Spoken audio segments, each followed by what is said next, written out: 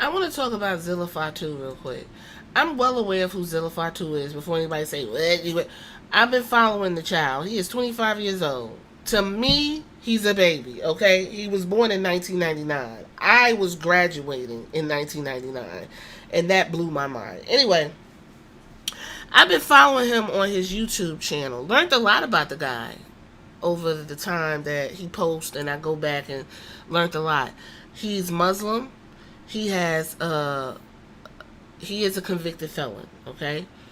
Seems like a really cool kid trying to find his way in the world.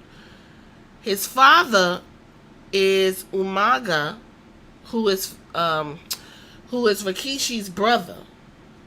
That is how he is and a Y and a Fatu. That's where he fits in. So if anybody was confused by that. There's a video he put up, and I think everybody should watch it. And it explains a lot about this guy's behavior and where he's at. When Umaga passed away, he said everything went downhill for everybody. The mama, the other brothers, his 3 other brothers he got, everything just went when Umaga passed away. So I'm not really. He went to jail when he was 15. So if something took place between Umaga passing and his teenage years, the guy had the family in California. They end up moving to Florida because, according to the mom, Umaga was running the streets, was a hood dude. They moved to Florida and they stayed with Jimmy and Jay's mom, and that's where they were at. Zilla said something very interesting, which was also a topic on TikTok, and it really says a lot about family dynamics. Before they moved to Houston, Texas, because Umaga was just like, he bought a house, and he wants them to go to Houston, Texas. He took them away from the immediate family in Florida. That's where they ended up in Pensacola. And Zilla said, we stopped having the dinners at grandma's house. They had access to the cousins like it was one big family in Florida. And when his dad said, y'all get up, we moving down to Texas, Houston, all of that ended. And they moved to Houston and didn't know anybody.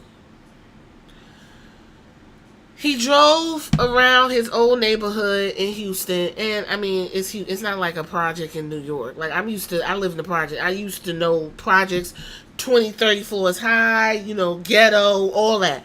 It was like one of those 4 stack kind of like housing little complex that, you know what I'm talking about, in these other towns outside New York City. So he drove, it looked rough or whatever, and he was talking about how he saw his friends and things like that. Something in Houston, Texas got a hold of him, and he ended up getting charged with an armed robbery. So much so that he told his story as a juvenile delinquent, and they held him over. He went from juvenile delinquent to straight to the pen, to the state penitentiary. He did 6 years. Just got out in March of 2022. He just got out of jail, guys. That's only been a year, 2 years out. And he went straight to Booker T's Reality of Wrestling promotion in Houston, Texas. To get that type of movement coming straight out is because of the strength of the Fatu Anna Y name. He went down there. Booker T trained him. Listen, Booker T is a legend, Hall of Famer. We already know how Booker T get down, so there won't be no Booker T slander. Even though I don't agree with Booker T on most of the stuff that comes out of his mouth, there won't be no Booker T slander for the most part. Booker T understood. This is a young dude, got that conviction. I was convicted as well. He was convicted as well. So he went ahead, took him under his wing, trained him, got him where he needed to be. And, it is what it is. The boy got buzz on the indie circuit through Reality of Wrestling. And then at some point, there was a dust-up or kerfuffle because he fell out with Reality of Wrestling. And they separate separated for irreconcilable differences, in quotes. That's what they said. But apparently things must have turned around because he ended up winning the Reality of Wrestling Championship this past April. So I don't know where that's at. And Booker T speaks highly of Zilla Fatu. So fast forward, Game Changer Wrestling said they reached an impasse with the rookie sensation. Okay? They said they reached an impasse, meaning they reached out. They tried to figure out what was going on. They tried best to avoid this situation. But he will no longer be a part of GCW for the foreseeable future. And Matt Tremont will now face Slade wherever in Philly for their TV show. They wished him the best, and they said deuces. They didn't say what the situation was and what's going on. Later on, we find out he just didn't show up to the show. No call, no show. Which on any job, you will get in trouble. Okay? After that, Fatu began the day with gratitude, and he posted on Twitter, God is good, God is great. And he signed off with a prayer hands and 100 emoji before finishing with the hashtag Fatu.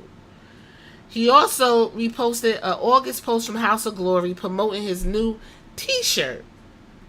If you go look at the t-shirt, it's basically the Samoan pattern, the main one. It's a play off of the bloodline and everything like that. He continued to promote the 2024 Sherry Martel Classic that's going to take place over Reality of Wrestling promotion. Sorry about that. He's still the champion, I believe.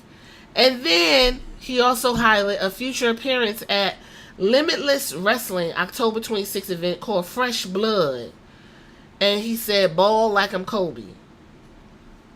I mean, that's good. Apparently one door closed and another door open. So reading the comments, there's some interesting things that I'm reading about Zilla Fatu.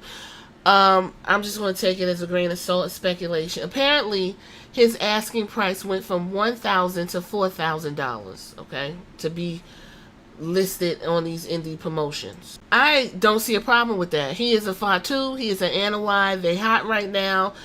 If you get a Fatu on your promotion, people are going to come to not only see him wrestle, but you might just see a famous brother or cousin in the audience. People want to see that. So I don't really see anything wrong about him using himself instead of letting somebody else exploit him. Yesterday's price ain't today's price, right? You see his t-shirt. Go look at the boy t-shirt. It's literally playing off of the whole bloodline thing that's going on in the WWE. So at the end of the day, I don't think this is a really big deal because GCW, I mean, I don't know who runs that. And apparently in the comments, it's not a well-run promotion anyway.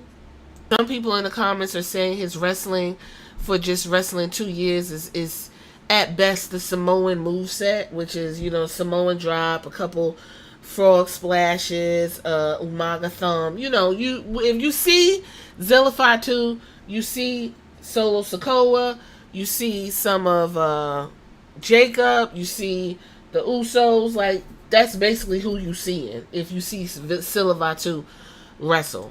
But the guy, I'm assuming they wasn't paying him what he wanted, so he said deuces. They said, all right, well, fuck it then. This is the best we could do, so he didn't show up, and they moved on. Now he's going to be in Limitless.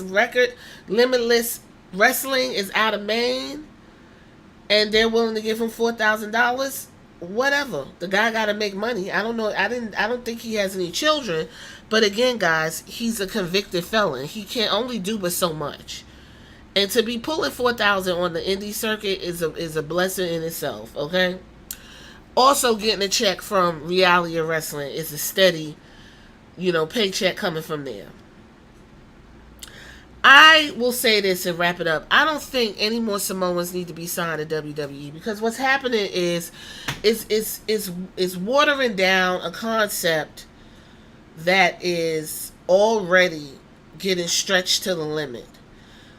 Where would he fit in at? Are you putting him in NXT so he could carve his own situation? Or are you going to do him like Solo and put him in NXT and pull him out and have him with Roman Reigns? Because you got to have Samoans and, we got to have all these people and they rough around the edges. Zilla Fatu is not going to the WWE for a long time simply because of his background and that criminality. He's out of Houston, Texas. I'm pretty sure he's still on probation because he just got out of jail. So it's only but so many places he can go, and he's definitely not going overseas. Now, before you say, well, Jacob Fatu been on the indie scene. He hasn't been in trouble with the law, from my understanding, for a long time, since his early days. So you got more space to work with, passports and stuff like that. But for the most part, Zilla Fatu, his window of opportunity is very limited to the United States and mostly Houston, Texas. So what I don't want Zilla to do is burn bridges. Don't burn bridges. Just make sure you're making good decisions and you're able to get all you can get out of this wrestling business that your family knows. Because all of the Fatus are rough around the fucking edges. All of them. The Jimmy, they rough. Fucking Jacob, Solo, I don't know if he rough. He doesn't seem the type to be all up in the bullshit like the other kids. But when I tell you, if anybody say that these dudes is faking in the ring or they acting black, which was a hot take I'll talk about at another time, ain't nothing acting black about them. That dude dropped the nigga word and I was taken aback. But damn, if I close my eyes, I wouldn't even realize it was a Samoan talking. He is as southern and as ghetto as you could throw around. Him and Jacob Fatu, listen, okay? That's their real demeanor. The motherfuckers is ghetto and hood as fuck, okay? And so when WWE is plucking these people, they gotta know what they dealing with. So I don't see a big deal about this. I don't think it's indicative of whether or not he can be, trusted and relied on because he just don't show up. It's because he asked the price and they ain't pay for it. So we'll see if anybody reports that. Again, it's always good to read the comments because you get more information than just reading the article word on the street. Alright, y'all tell me what y'all think about Zilla Fatu, and I'll catch you on the next one.